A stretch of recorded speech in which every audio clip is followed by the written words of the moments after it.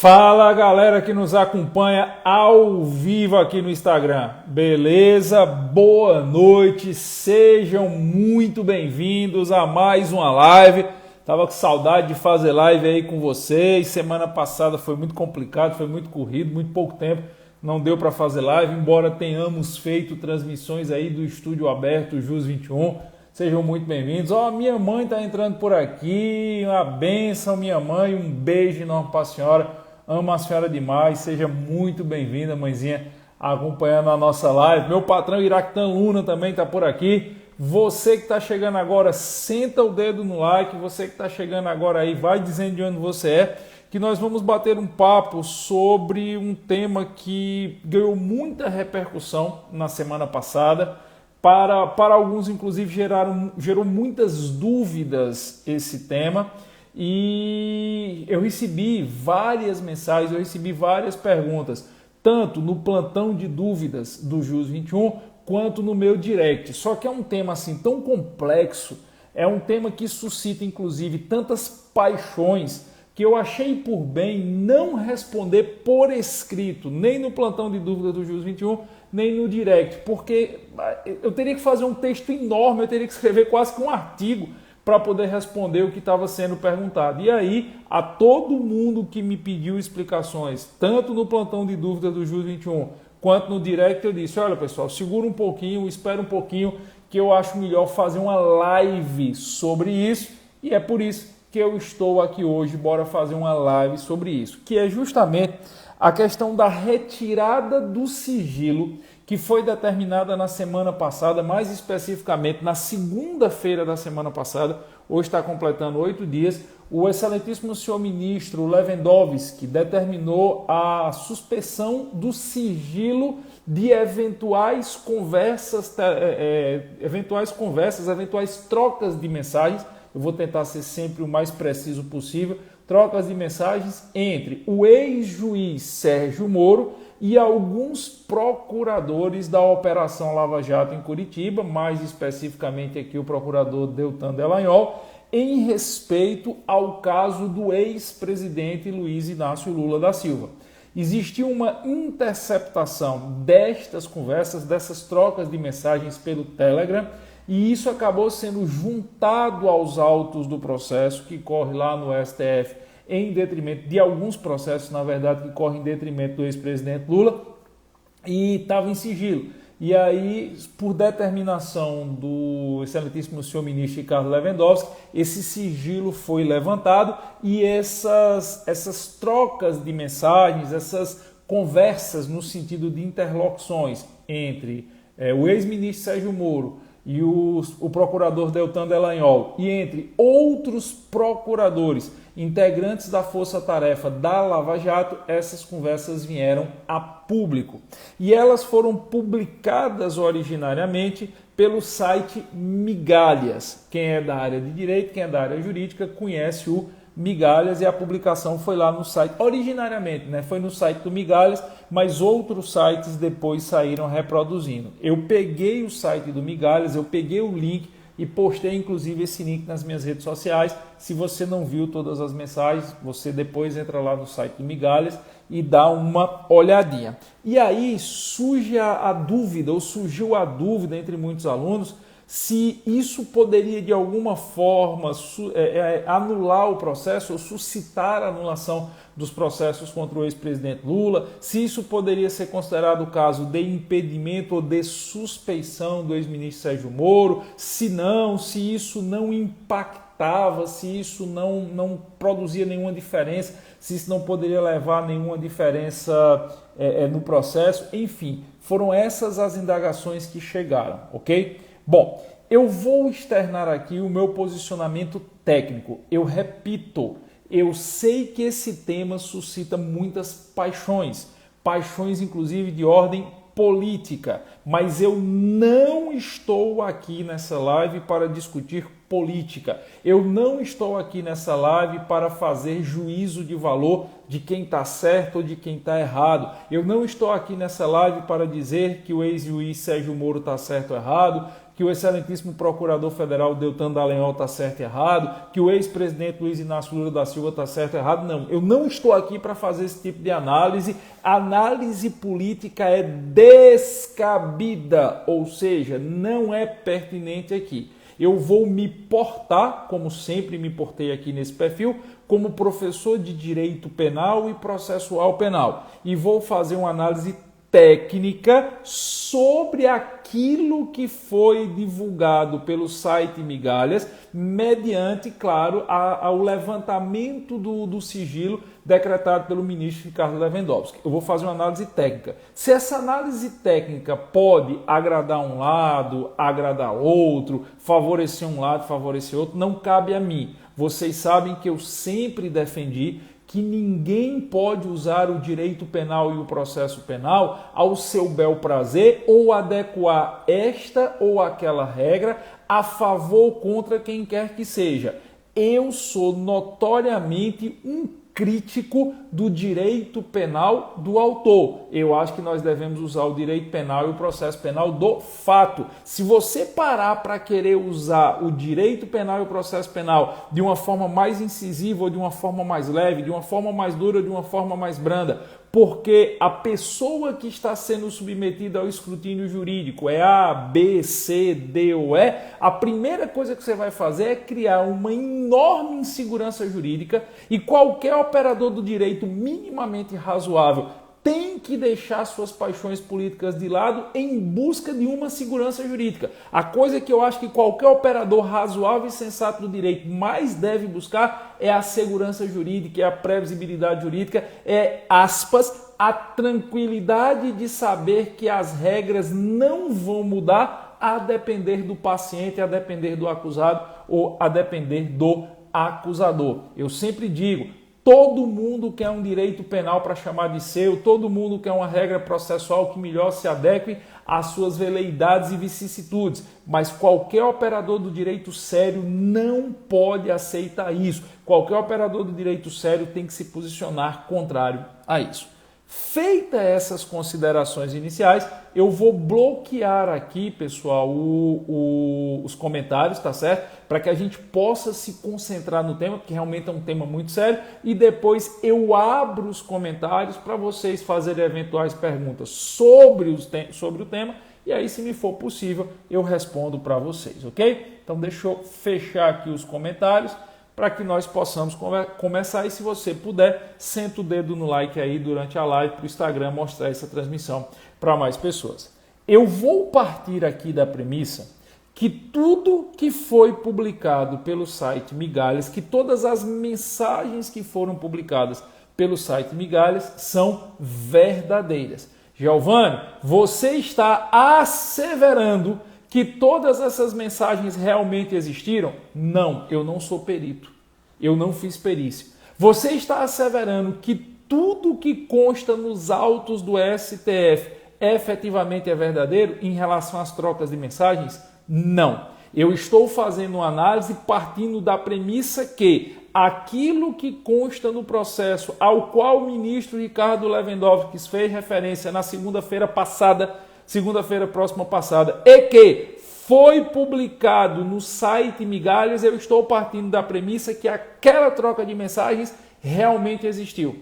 Se alguém mentiu, se alguém fraudou, se o que está lá nos autos do processo não existiu, não cabe a mim. Eu tenho que partir da premissa que aquilo é um fato. Até porque eu acho que o ministro Ricardo Lewandowski não iria se manifestar ou não iria levantar o sigilo se ele tivesse uma dúvida razoável de que aquelas mensagens não existiram, se ele tivesse uma dúvida razoável de que aquelas mensagens seriam um fake. E também não acredito que um site como Migalhas, que tantos bons serviços já prestou ao direito brasileiro, se prestaria a publicar aquelas mensagens se não tivesse um mínimo de certeza e um mínimo de segurança de que essas mensagens não seriam verdadeiras, se não tivesse o mínimo de segurança da veracidade e procedência dessas mensagens. E para começar a nossa análise, eu separei aqui 4 mensagens específicas, 4 trocas de mensagens específicas entre o ex-juiz Sérgio Moro, hoje advogado Sérgio Moro,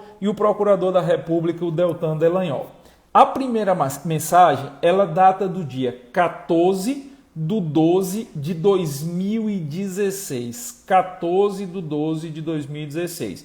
O procurador Deltan Dallagnol manda a seguinte mensagem para o ex-juiz Sérgio Moro. Lembrando, Moro era o juiz do caso do Lula. O Deltan era um dos integrantes da força-tarefa do Ministério Público Federal. Então eram duas pessoas, dois sujeitos do processo.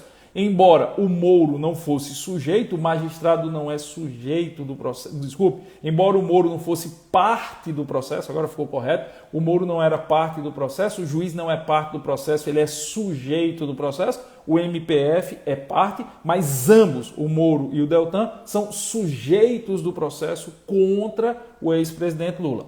E o procurador Deltan escreve o seguinte no dia 14/12/2016. Denúncia, tô lendo ipsilíteres, aspas, denúncia do Lula sendo protocolada em breve. Denúncia do Cabral será protocolada amanhã. Muito provavelmente o Cabral aqui é o ex-governador Sérgio Cabral. O Moro responde na mesma data, algumas horas depois, o Moro responde, um bom dia afinal, e coloca uma carinha sorridente, um emoji sorridente. Então, o procurador Deltan diz, denúncia do Lula sendo protocolada em breve. Denúncia do Cabral será protocolada amanhã. E, na mesma data, algumas horas depois, o juiz responde, um bom dia afinal. Essa frase está precedida de um emojizinho de uma carinha. Mas, segundo trecho que eu destaquei aqui para vocês, datado do dia 7/12/2015. Aqui é uma conversa com um intervalo de 2-3 minutos só de troca de mensagem, tá? Esse segundo trecho aqui do dia 7/12/2015, a diferença entre a mensagem, a resposta e a contra-resposta são 3 minutos apenas. O ex-juiz Sérgio Moro escreve, então, seguinte, aspas para o ex-juiz Sérgio Moro.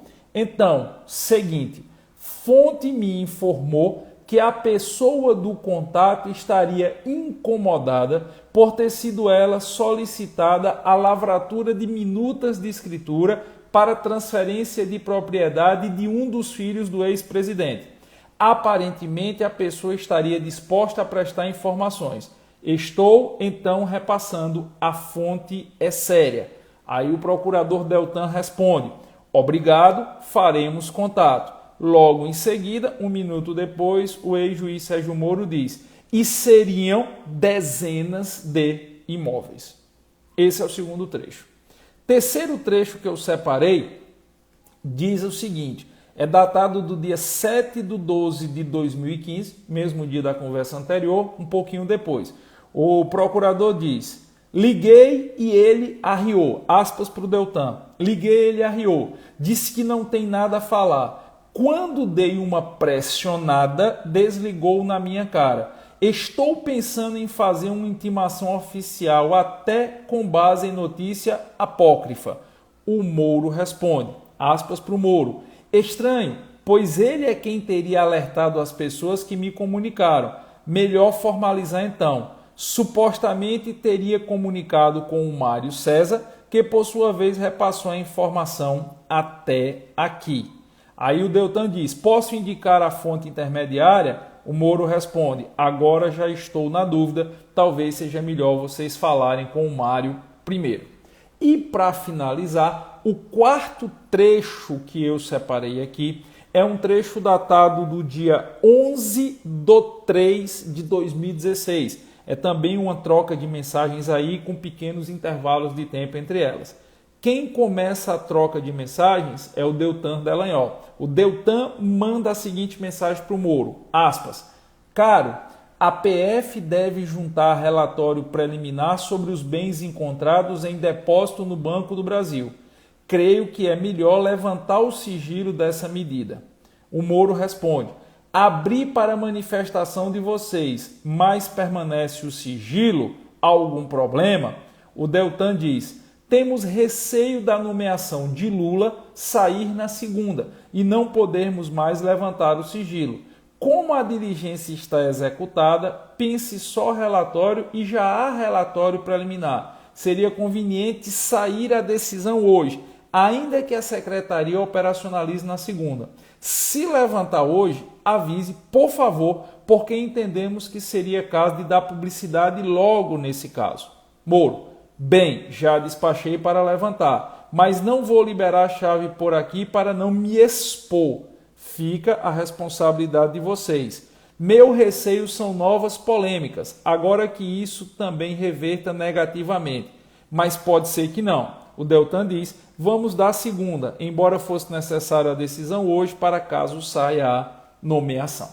Bom, o que é que me parece, tecnicamente falando, e aí existem inúmeras outras trocas de mensagens aqui e tal, tem um elogio do Deltan ao Moro, tem uma mensagem que o Deltan diz, escreve para o juiz dizendo assim que ele é um líder brasileiro, que seus sinais conduzirão multidões, inclusive para as reformas que o Brasil precisa no sistema político e de justiça, tal. O Moro responde parabéns a todos nós e por aí vai. Tem conversa deles falando do atual ministro Luiz Fux, presidente do STF, enfim.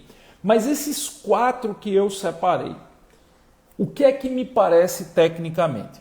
Bom, se você me perguntar se é incomum ou se é raro o Ministério Público e o magistrado conversarem, não é. Isso é uma prática que seja certo ou errado, o juiz de valor não me cabe fazer, mas isso é uma prática relativamente corriqueira no judiciário brasileiro, até porque existe naturalmente uma proximidade do MP com o magistrado pelo fato de estarem sempre trabalhando juntos, sempre despachando juntos. Em alguns casos, por exemplo, o promotor é sempre o mesmo, o juiz é sempre o mesmo, o que vai mudar é a defesa, o que vai mudar é o advogado de defesa. Então, assim, é corriqueiro, vamos colocar assim, eu tenho que medir bem as palavras nesse caso aqui, é corriqueiro, é citadino que você se depare com situações, é cotidiano que você se depare com situações onde existe sim interlocução entre o magistrado e o Ministério Público. E eu particularmente, não estou dizendo que é esse caso, eu particularmente não vejo nenhum problema com interlocuções sociais, educadas entre o magistrado e o MP e o magistrado e a defesa. Eu acho que todos são operadores do sistema de justiça, mais especificamente existindo dentro do processo, todos são sujeitos do processo. Então, o juiz tem uma atitude cortês com o promotor, o juiz tem uma atitude cortês com o advogado de defesa, seja um defensor público, seja um advogado particular, seja um defensor ad hoc, enfim, é parte do dia a dia da prática jurídica, é parte do dia a dia da operacionalidade do sistema de justiça. Não me parece existir nenhum problema em relação a isso, desde que não haja confusão, conflito ou sobreposição de interesses. Eu reforço, no processo penal, o juiz não é parte, o juiz é sujeito. Parte é a acusação, que nessas hipóteses que nós estamos tratando é exercida pelo munus do MP, do parquê, do Ministério Público, e a defesa através dos advogados do acusado, advogados do réu. O juiz interagir com um ou com outro, desde que não haja em nenhum momento um conflito de interesses ou uma postura que possa vir a ferir o que me parece ser o mais elementar da atuação de qualquer magistrado, que é a imparcialidade. O juiz não é parte justamente para, entre outras coisas, poder ser imparcial. Ele é um sujeito acima das partes e das vontades destas. E por que é que o juiz é um sujeito acima das partes e das vontades destas? Porque, usando um bom português, o que é que o MP quer? O MP quer condenar. O que é que a defesa quer? A defesa quer inocentar. Quem está certo dos dois? O juiz ele tem que estar acima disso. O MP vai exercer o seu munus, em regra, em busca da condenação daquilo que ele julga razoável. Professor, mas o Ministério Público pode pedir absolvição? Pode, mas é uma excepcionalidade. Em regra, quando o Ministério Público oferta denúncia contra quem quer que seja, a peça inicial da ação penal pública, é porque entende-se que o Ministério Público tem uma firme convicção de responsabilidade penal do denunciado. Excepcionalmente, ao final do feito, ao final do processo, da instrução, o MP pode mudar de ideia e pedir uma absolvição, o que não é o caso aqui. E cabe à defesa fazer tudo o que lhe é possível nos limites da lei para o bom exercício do seu patronato, para o bom exercício da defesa do seu constituinte. Afinal, o advogado é patrono dos interesses do seu cliente naquela causa. E o juiz está acima disso. O Ministério Público ele tem que pesar, da sua natureza no momento que oferece denúncia, ele tem que pesar a mão para que aquele indivíduo seja responsabilizado. Já a defesa, da natureza da sua atuação, tem que pesar a mão para que aquele indivíduo seja ou inocentado, ou, caso seja condenado, tenha todas as possibilidades e resguardos previstos em lei satisfeitos. Então, o que eu tenho entre as partes? Eu tenho uma desproporção de interesses. Um lado quer para cima, outro lado quer para baixo. Um lado quer para alfa, outro lado quer para beta. E acima dessas partes está o magistrado. O magistrado ele não busca nem a condenação, nem a absolvição do réu. Pelo menos o magistrado não deveria buscar nem a condenação, nem a absolvição do réu. O magistrado deve buscar a justa composição da lide e a aplicação das regras normativas pertinentes ao caso concreto. O que o juiz deve procurar é identificar entre a versão acusatória e a versão de defesa, onde está aquilo que nós convencionamos chamar de verdade real. Quando eu digo nós, eu me refiro à doutrina. O que é a verdade real? É tentar descobrir qual a solução mais pacífica, mais justa, é tentar descobrir qual a solução mais adequada dentre aquelas soluções possíveis previstas na lei, para se chegar à justa medida entre a acusação e a defesa, ou então se dá razão a um ou outro lado. É por isso que o juiz está acima das partes. É por isso que o juiz tem que assumir essa posição de imparcialidade. É por isso que o juiz não busca a verdade da acusação ou a verdade da defesa. O juiz busca a chamada verdade real. A doutrina entende isso a priscas eras, desde de Pontes de Miranda, Nelson Hungria, Magalhães Noronha. A doutrina entende que a verdade da acusação ela é permeada pela intenção da acusação ao oferecer a denúncia de conseguir a condenação do réu. A verdade da defesa ela é permeada pela intenção desta defesa, desde o primeiro momento que faz a sua resposta à acusação, de conseguir a absolvição do réu.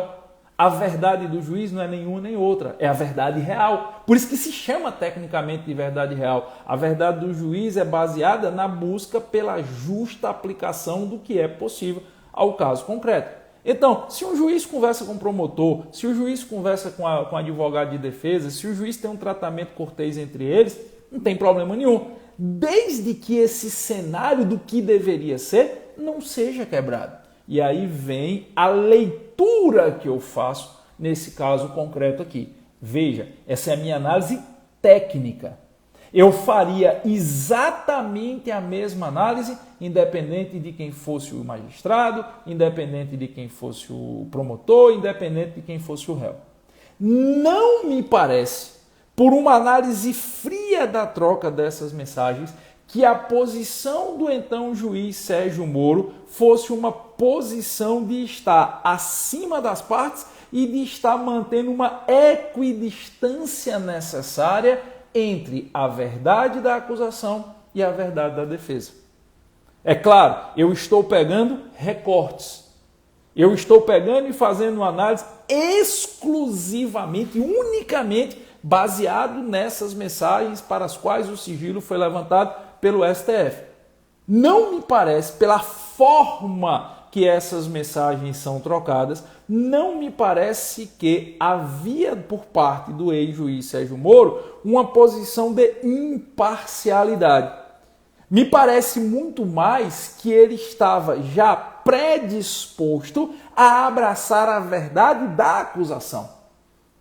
Já me parece que ele estava predisposto a ter aquilo que a acusação colocava como a pauta ou a regra que deveria conduzir o julgamento. E isso já quebra algo que é elementar ao sistema de justiça criminal, ao meu sentir, e isso já quebra algo que é elementar ao Estado de Direito, que é a paridade de armas entre acusação e defesa.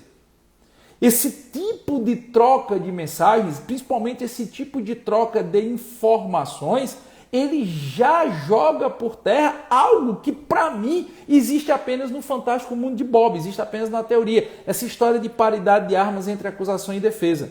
Dificilmente a defesa vai conseguir, salvo situações muito excepcionais, a defesa vai conseguir ter paridade de armas com o Ministério Público. Quem exerce o ius puniendi é o Estado. Neste caso aqui, o MP está representando a tutela ou a vontade de aplicação do ius puniendi estatal. O Estado sempre vai ser mais forte do que qualquer pessoa. O Estado, esse leviatã, como era dito na doutrina clássica, sempre será mais poderoso, sempre terá mais mecanismos do que qualquer cidadão, por mais recursos que este cidadão tenha para contratar advogados de ponta, por mais recursos que esse cidadão tenha para fazer uma investigação defensiva, o Estado sempre é mais forte. E o MP é representação desse Estado, naquele momento, na busca pelo ius puniendi, que é exclusivo do ente estatal, pelo menos no processo penal. Então você perceba que essa paridade de armas, ela já é, na vida real, paridade de armas entre acusação e defesa, já é, na vida real, algo extremamente difícil de ser alcançado. E em uma situação onde, aparentemente, o magistrado, que deveria estar equidistante das partes e até mesmo buscando preservar o máximo possível a paridade, o magistrado já parece pender para o lado da acusação, você, por consequência lógica, por consequência de raciocínio cartesiano, você enfraquece mais ainda a posição da defesa e você enfraquece mais ainda a busca por essa paridade de armas.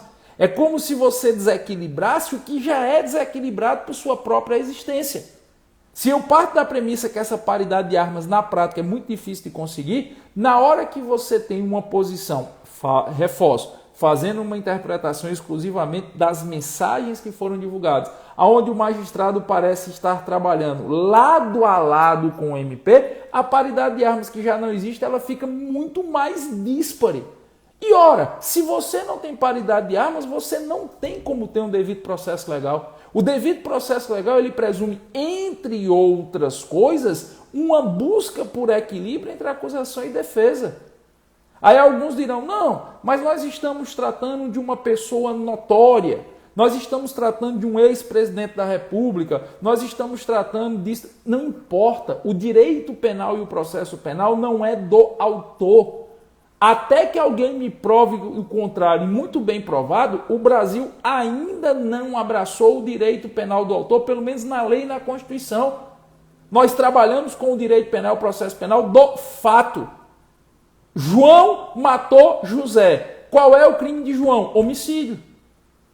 Pedro matou Antônio. Qual é o crime de Pedro? Homicídio. Ah, mas João é isso, Pedro é aquilo. Não interessa. Eu não estou atrás do autor, da característica do autor, se o autor é rico ou pobre, bonito ou feio, alto ou baixo, político ou cidadão comum. Eu estou atrás do fato que está sendo praticado. Porque se você for adequar o processo penal, as particularidades de cada indivíduo, não, as regras processuais penais, elas vão depender das características de cada réu, seria necessário um código de processo penal para cada caso. Você teria que estudar uma regra processual para atender um cliente hoje, amanhã teria que estudar para atender outro, ou seja, você não teria sistema de justiça. Você teria sempre o ente estatal com aspas, figurativamente, com a faca no pescoço do réu, e o réu que aceitasse o que o ente estatal quer. E o réu que aceita o que o Estado está dizendo. Porque o réu não tem como se defender. O Estado vai criar uma regra a depender do réu. O Estado vai criar uma regra a depender de quem ele acha que é mais suscetível ou não de certos procedimentos. Como é que a defesa vai conseguir buscar essa paridade de armas? Então, assim, me causa espécie, certo? Me causa espécie ver mensagens desse tipo, como, por exemplo, mensagens indicando caminhos para que a acusação busque prova. Isso, para mim, não é função de juiz.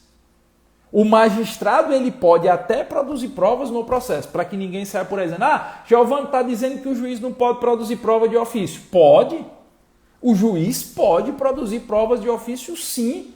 No curso do processo, o juiz pode solicitar diligências, o juiz pode ouvir testemunhas que não tenham sido arroladas pelas partes, o juiz pode fazer tudo isso, ele pode produzir as provas de ofício que lhe permite chegar à verdade real. Mas nas mensagens aqui, pelo menos pelo que se pode ler, o magistrado ele não está produzindo prova de ofício, ele está indicando caminhos para que a acusação elenque instrumentos probatórios.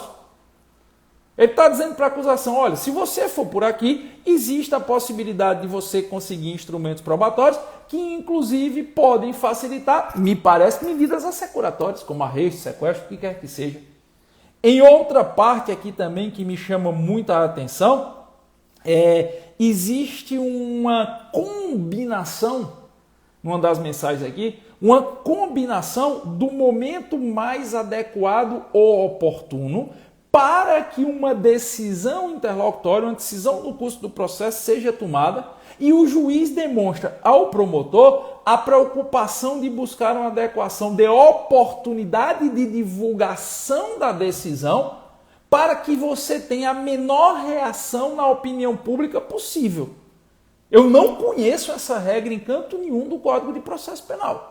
Eu sou professor de Direito Penal e Processo Penal há priscas eras, eu sou autor de livro, eu vivo debruçado sobre o Direito Penal e Processual Penal, eu dou aula disso todo dia e eu não conheço, pode ser uma limitação minha, pode ser uma falha minha, mas eu não conheço no Código de Processo Penal, eu não conheço na LOMAN, na Lei Orgânica da Magistratura, eu não conheço na Lei Orgânica do Ministério Público, uma regra que diga que a decisão interlocutória tomada pelo magistrado deve ter a preocupação da conveniência do momento em que ela vai ser feita para produzir maior ou menor efeito perante a opinião pública. É como se as decisões estivessem sendo pautadas para sempre trazer a opinião pública para o lado da acusação.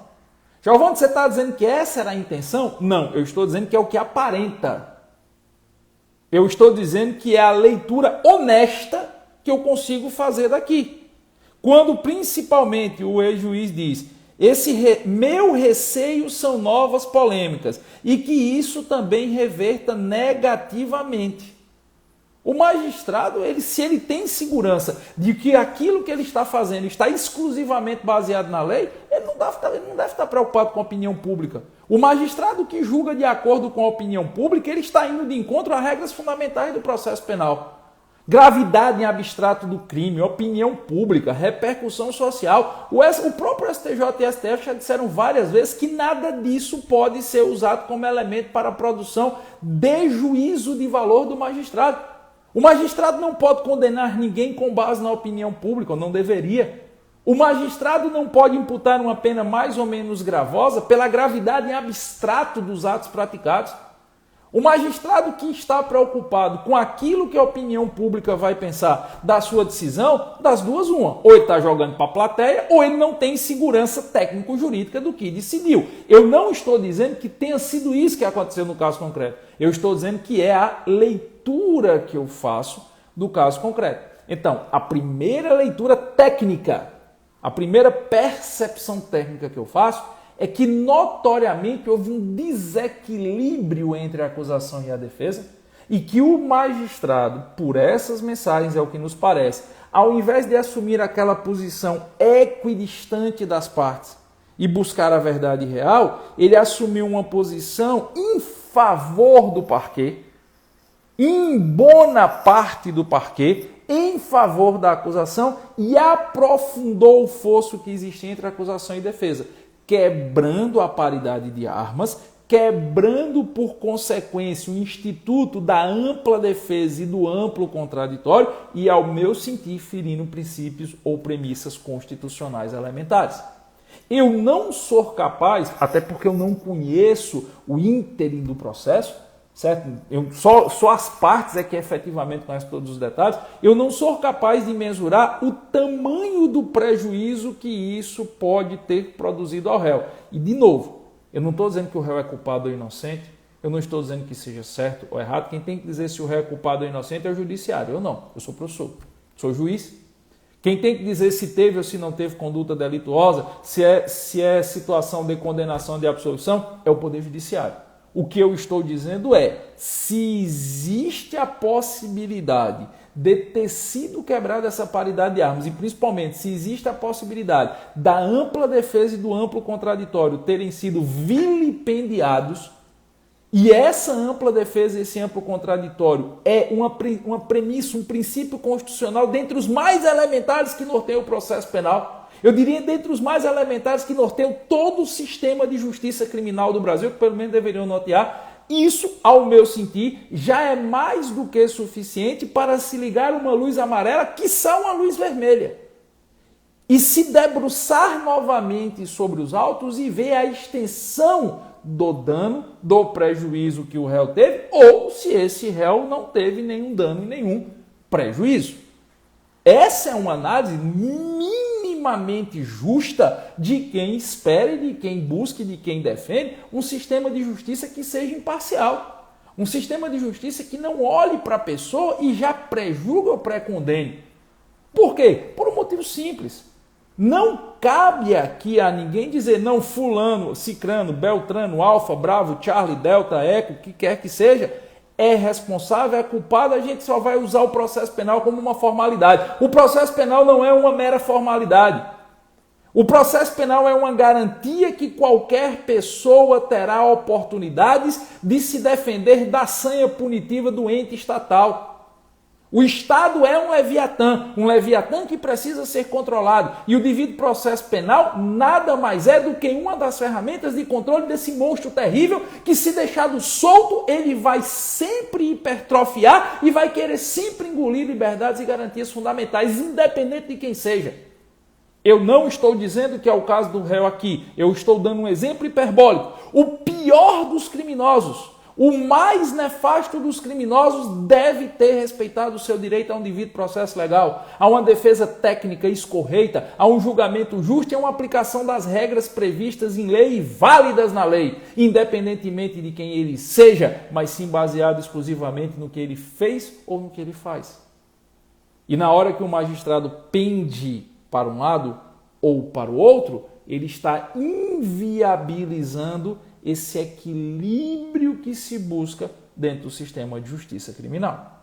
Se nós fôssemos trazer um olhar mais apurado, vamos dizer assim, se nós fôssemos trazer um olhar mais acurado para o próprio Código de Processo Penal, mais especificamente para as hipóteses de impedimento e suspeição, tanto do juiz quanto do Ministério Público, eu recomendaria vocês observar o artigo 254. Se você quiser anotar aí para uma posterior leitura, seria interessante.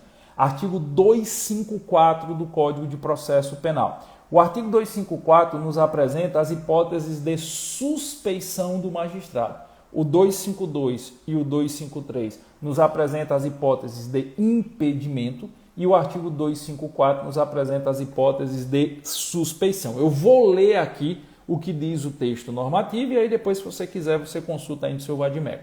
Artigo 254 do CPP. O juiz dar-se-á por suspeito e, se não o fizer, poderá ser recusado por qualquer das partes. Isso é o caput do artigo 254. Agora observe o que diz o inciso 4. Se tiver aconselhado qualquer das partes. Por essas mensagens, o juiz aconselha o MP. Então, por essas mensagens, fazendo uma aplicação fria da letra da lei, o magistrado, ele aconselhou uma parte que é o Ministério Público. Em tese, ele deveria se dar por suspeito.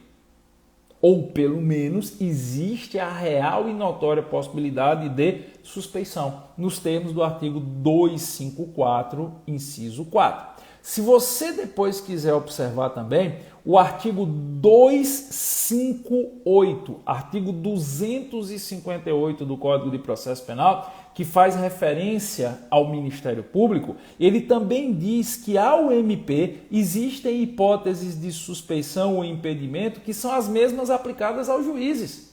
Então, ao MP existe a possibilidade de se arguir suspeição e impedimento em termos que são os mesmos aplicados aos magistrados. Então, sim, me parece razoável se imaginar em suspeição aqui por parte principalmente do magistrado.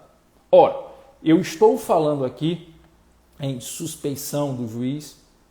Eu estou falando em possibilidade, vou repetir, eu estou falando aqui em possibilidade de suspeição do juiz. Eu estou falando aqui em possibilidade de quebra de paridade de armas entre acusação e defesa.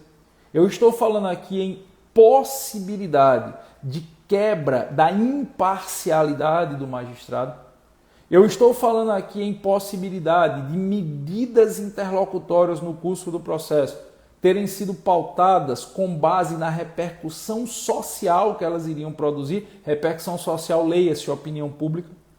Eu estou falando aqui de situações onde o devido processo legal pode não ter sido de todo observado, onde o direito à ampla defesa e amplo contraditório, no mínimo, pode ter estado sobre ameaça. Eu estou falando de uma série de circunstâncias que, em uma situação normal, e eu sei que esse caso aqui foge àquilo que acontece no dia a dia das varas criminais, mas em uma situação normal, no mínimo, faria com que fosse razoável uma revisão dos atos e uma discussão acerca de nulidade. Eu não estou dizendo que vai caber nulidade aqui.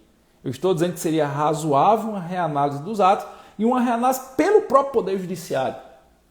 Talvez por um órgão do Poder Judiciário que pudesse se debruçar acima do entendimento do magistrado e observar, tem nulidade ou não tem. Se não tiver, segue o barco. Se tiver, se corrige a nulidade. Aí eu sei que depois dessa live vai ter gente dizendo assim: Giovanni, você é contra a Operação Lava Jato? Não. Eu não sou. Você é contra o MPF? Não. Você é contra o juiz Sérgio Moro? Não. Você é contra o ex-presidente Lula? Não. Eu não sou contra ninguém, mas eu sou a favor de uma coisa: do respeito às regras processuais, do respeito ao direito positivado. Eu sou um crítico, e não é de hoje, quem me acompanha aqui sabe que eu venho dizendo isso há muitos anos, eu sou um crítico do direito penal da conveniência e do processo penal da adequação. O que eu vejo de aluno meu dizendo assim: pô, Giovanni, eu estou desesperançoso com o direito penal, o direito penal brasileiro está morto. Não, ele não está, as regras continuam ali. O que está acontecendo é que as pessoas estão perdendo o apreço pelo direito positivado. Nós estamos deixando de ter um direito positivado baseado na lei para passarmos a ter um direito consuetudinário, baseado na conveniência das decisões a depender da pessoa que está sendo submetida ao processo. E uma coisa curiosa, e aqui fica com todo respeito, mas uma crítica acadêmica no exercício da minha liberdade de cátedra, que ainda me é assegurado pela Constituição Federal de 88, ao excelentíssimo senhor ministro Ricardo Lewandowski. Ele levantou o sigilo dessas conversas em relação a um dos réus, que é o ex-presidente Lula, mas negou levantar o sigilo em relação a outros réus. Eu não sei fundamentar a razão disso. Existe uma premissa basilar, que a saudosa e grande professora Ada Pellegrini Grinovo costumava dizer, que no processo penal quem aceita um ato, o aceita com toda a sua extensão e para todos os seus envolvidos. Essa, para mim, é uma das fases mais basilares que eu escutei quando, em vida ainda, a brilhante, a magnífica professora Ada falar. Eu tive a oportunidade de assistir ela falando em algumas palestras, em alguns eventos. Eu sempre ficava encantado com a forma que ela se posicionava, com a defesa e o respeito ao processo que ela tinha, não só ao processo civil, ao trabalho penal, a teoria geral do processo. Porque, para mim, ela é um dos grandes pilares da teoria geral do processo. Qualquer um que queira ser minimamente processualista tem que beber na fonte do que ela nos ensinou. E ela sempre trazia essa premissa. Ela sempre trazia essa ideia.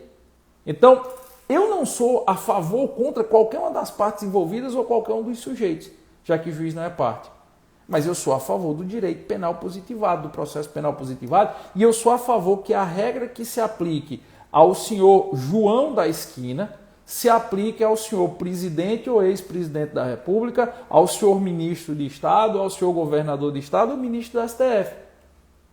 Então, eu não consigo entender, causa-me espécie, como é que o ministro Lewandowski levanta o sigilo desse processo em relação a este réu específico e nega aos defensores, aos advogados de outros réus do mesmo feito o acesso aos autos. Diz que não, porque para os outros o sigilo não pode ser levantado. É algo que se deve pensar. Se também o STF não estaria contribuindo para toda essa insegurança jurídica. Se também o STF não estaria, aspas, com esse tipo de decisão, reforçando a ideia do direito penal e do processo penal do autor, ao invés do direito penal e do processo penal do fato. Insisto, como a mestre Ada Pellegrini Grinovo dizia, quem aceita um ato, o aceita em toda a sua extensão, em todas as suas consequências, em relação a todos os envolvidos. Mas não me parece que essa máxima da mestre foi aplicada pelo ministro, com todo respeito. Então, fica aí a minha análise técnica, tá certo? Fica as minhas percepções. Vou abrir para quem quiser fazer alguma pergunta de cunho técnico. Eu não vou discutir política aqui. Vocês sabem que eu nunca me furtei a responder aos meus alunos e a tratar dos temas, por mais cabulosos que eles sejam, por mais celemáticos que eles sejam. Eu sempre digo que um jurista não pode se dar ao luxo de ser covarde, alguém que pretende ser professor, muito menos. Eu sei da responsabilidade que eu tenho em relação aos meus alunos, eu sei da responsabilidade que eu tenho em relação a vocês que me acompanham aqui no WhatsApp, no Instagram, a vocês que recebem os meus vídeos nos grupos de WhatsApp aí, a vocês que me acompanham no canal do Telegram, depois eu boto o link lá no Telegram, você que está assistindo no YouTube, você que me acompanha no Twitter, enfim, eu sei o tamanho da responsabilidade, são 157 mil pessoas de seguidores ativos aqui no Instagram, passa mais de 1 milhão de pessoas que não são seguidores pelo meu Instagram todo mês, são lá 4, 5 milhões de pessoas todo mês no meu Facebook, lá no YouTube, lá, acho que tem lá 25, 30 mil pessoas. Então é uma puta responsabilidade para um professor. E por isso eu não me permito ser covarde e não responder essas perguntas que os meus alunos fizeram. Mas eu também não me permito a ser leviano. E do mesmo jeito que, sei lá, 2015, 2016, eu não me lembro quando, eu fiz live dizendo: eu sou favorável à possibilidade de execução da pena a partir da condenação em segunda instância. Eu fiz diversas lives sobre isso. Eu fiz diversas palestras sobre isso Brasil afora.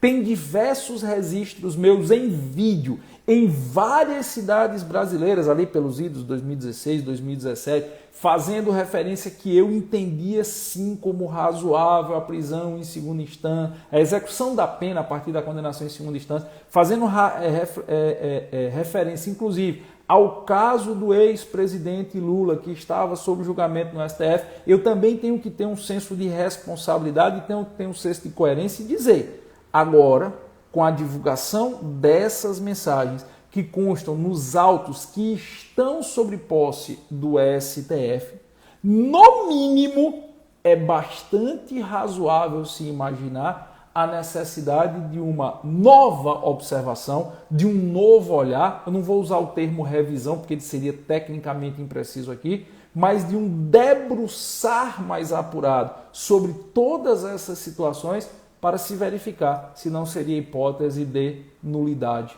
ou não. Então fica aí a minha colocação. Não acredite em mim, certo? Eu sempre digo isso ao final de qualquer live, antes de eu abrir para as perguntas eu faço questão de repetir. Não acredite em mim, eu não sou o senhor da verdade. O que eu estou trazendo aqui é a minha leitura, o que eu estou trazendo aqui é a minha visão, o que eu estou trazendo aqui é a minha análise técnica. Tem pessoas que entendem de forma completamente diferente de mim, tem pessoas que pensam de forma completamente distinta do que eu penso. Eu sempre digo aos meus alunos: da mesma forma que você para me ouvir, e eu agradeço demais, escute quem pensa diferente do que eu penso. Escute aqueles que têm ideias completamente contrárias às minhas. Eles não são meus inimigos, eles me ajudam a juntos construirmos uma reflexão junto a vocês para que vocês possam formar as suas próprias convicções. A dialética jurídica é importante para formarmos uma base de novos pensadores. Nós estamos ficando velhos, a minha geração de doutrinadores está ficando velha. E nós precisamos ter a responsabilidade de incutir em vocês, que serão a próxima geração de doutrinadores, a próxima geração de juristas, o apreço pela dicotomia de ideias, de escutar todos os lados e formar as suas próprias percepções. Então, não tome o que eu lhe disse como verdade absoluta. E eu agradeço o fato de você ter parado para me ouvir, certo? Agradeço a confiança que você tem, mas lhe peço, Se você tiver a oportunidade, escute pessoas que pensam de forma completamente diferente do que eu penso. Junte as informações e forme o seu próprio juízo de valor. A maior arma do jurista é a intelectualidade. E ele só consegue desenvolver essa intelectualidade quando ele é capaz de escutar todos e ter as próprias ideias. Deixa eu abrir aqui para ver se alguém quer se manifestar. Ativar comentários. Pronto. Deixa eu ver se alguém quer se manifestar. Se alguém quiser fazer alguma pergunta e eu puder responder, se for uma pergunta técnica, fique à vontade, o momento é agora. Já antecipo a todos vocês aí que se você gostou da live, se você acha que o tema é interessante, se acha que o tema merece reflexão, quando essa live ficar postada no IGTV, o seu comentário, desde que seja um comentário educado, técnico, pertinente, ajuda demais a que a live seja propagada, a que o Instagram mostre essa live para outras pessoas. Da mesma forma, quando você me marca lá no Stories, que eu vou lá reposto, isso ajuda muito, tá certo? Então deixa eu ver aqui. Parabéns, professor, valeu. Flora, professor, manda o link hoje do Telegram. Basta você colocar lá no Telegram assim, Giovanni Moraes OAB, Penal OAB ou Giovanni Moraes Carreiras Policiais. São dois canais diferentes. Você escolhe se você prefere para Carreiras Policiais ou para OAB, tá bom? Meu patrão Fabrício Peixe, um abraço, Fabrício, valeu. Mamãe acompanhou aqui a transmissão toda, vê o tamanho da responsabilidade. Se eu tenho responsabilidade com os meus alunos, algo que dirá vendo minha mãe assistir a transmissão. Um cheiro, mãe, a sua bênção mais uma vez aí, a responsabilidade dobra, né? Alguém tem alguma pergunta? Acho que não, né? A Clarice Muniz está dizendo que está amando o conteúdo, valeu Clarice, obrigado. O Rafael Sozaki, abraço Rafael para você. A Clarice está no primeiro período de Direito, show de bola, Clarice, continue se informando para quando você chegar no 10 você já está com uma boa base. O Paulo, vai ficar gravado?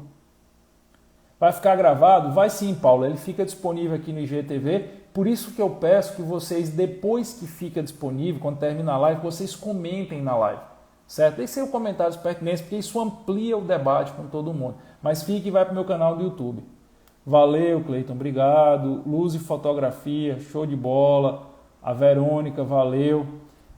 Mestre, a responsabilidade criminal do juiz, Anderson, apenas com base nesses prints, nessas mensagens, não. Certo? Eu não estou dizendo que não exista a possibilidade do magistrado ser responsabilizado por um eventual abuso de autoridade ou alguma coisa, mas com base no que nós analisamos, eu não consigo enxergar crime da parte do juiz. Beleza? Valeu, Thompson. Obrigado. André Santos. Professor, qual a chance desse processo ser considerado nulo? André, infelizmente, nós não temos como fazer essa previsão. Qualquer previsão que eu faça nesse sentido seria uma mera especulação. E para um tema tão celeumático, nós especularmos seria de uma intrínseca irresponsabilidade da minha parte. Então eu peço a você desculpa, eu peço vênias por não saber responder. Uma coisa eu posso lhe dizer, existem motivos e razões, ao meu sentir, muito pertinentes para que a possibilidade de nulidade ou não seja analisada. É bem razoável, não me parece faltar motivos para que se debruce novamente sobre o processo e veja se ele pode ou não ser considerado nulo. Agora, se ele será ou não, aí eu não tenho como fazer essa previsão para você, seria um mero exercício de chute. E qualquer coisa que eu chuto, eu estaria colocando, quando você não tem um ponto técnico, você acaba colocando suas percepções pessoais e eu não gostaria de fazer isso. Tá bom? Carlos George. Professor, caso haja alguma nulidade, qual a situação possível para o ex-juiz, já que ele não pode mais ser punido eticamente? Com base nisso que a gente analisou, eu não vejo nenhuma responsabilidade para ele. Certo? Eu não consigo enxergar, até em respeito à lei orgânica da magistratura, à LOMAN, nenhum tipo de responsabilidade com base apenas nessas informações que eu trabalhei.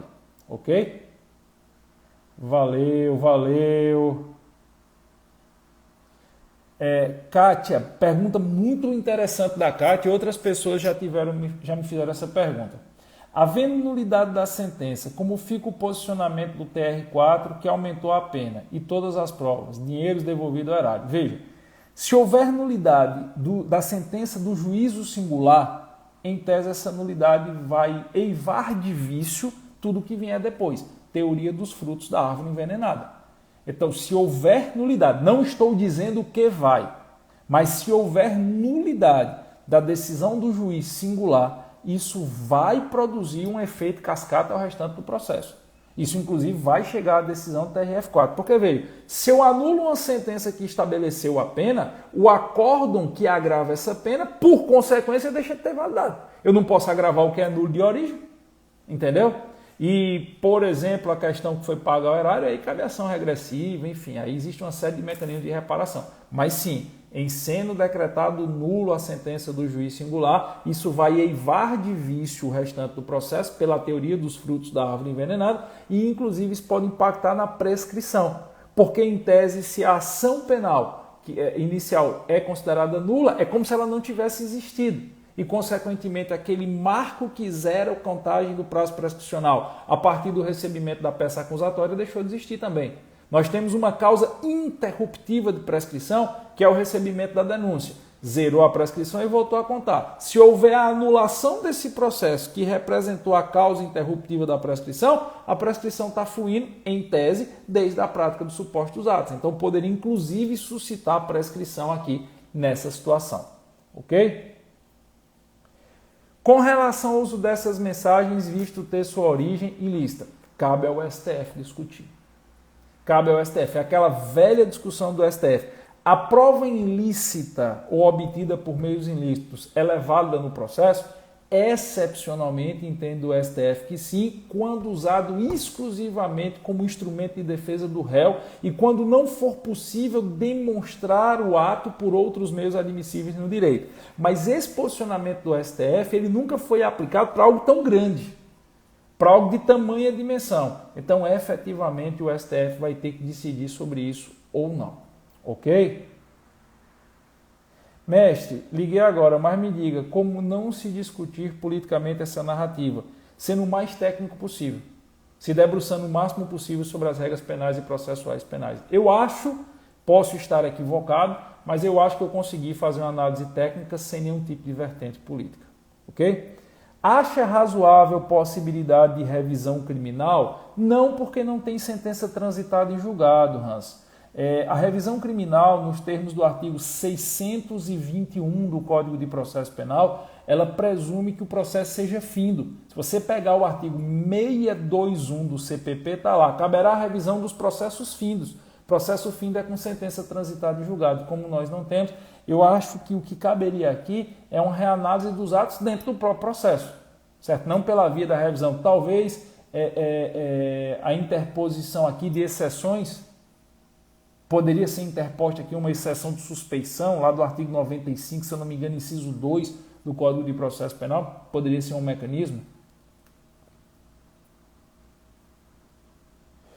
Mestre, qual a possibilidade da decisão sobre a nulidade desse processo ser contaminado pelo lado político da história? Veja, hoje nós acharmos que o STF ele também não se pauta por questões políticas seria de uma infantilidade atroz da minha parte. Eu sei que muitas decisões do STF, principalmente mais recentes aqui, 2019 para cá, elas são decisões, na verdade sempre foi, mas está se tornando mais comum, são decisões muito políticas, muito pouco técnicas, muito pouco políticas. Mas eu não tenho como dizer a você se nesse caso específico a decisão será política ou técnica. Eu estaria fazendo um exercício de futurologia que não me cabe aqui. Tiago está perguntando, professor, o que é ativismo jurídico? Ativismo jurídico, na verdade acho que você quer perguntar ativismo judicial, porque ativismo jurídico é muito amplo, né? Um advogado é ativista, um promotor é ativista, eu acho que você quer perguntar ativismo judicial. O ativismo judicial é o juiz se portar como se ele tivesse uma missão de resolver uma bronca social escolhendo um lado.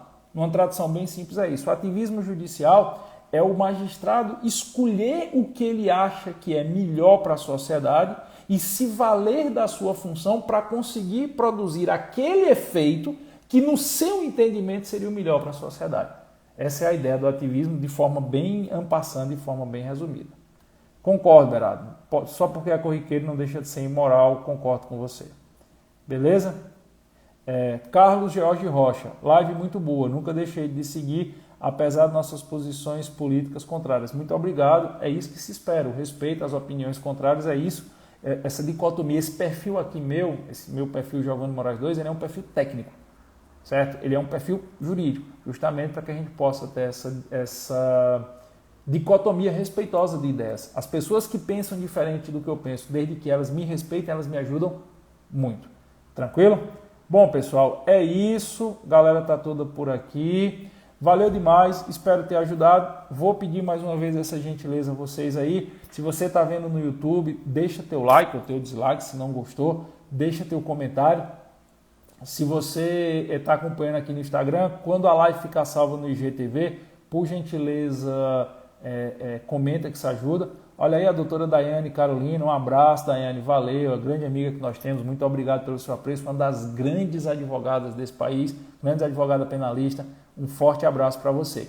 Então, comenta aí,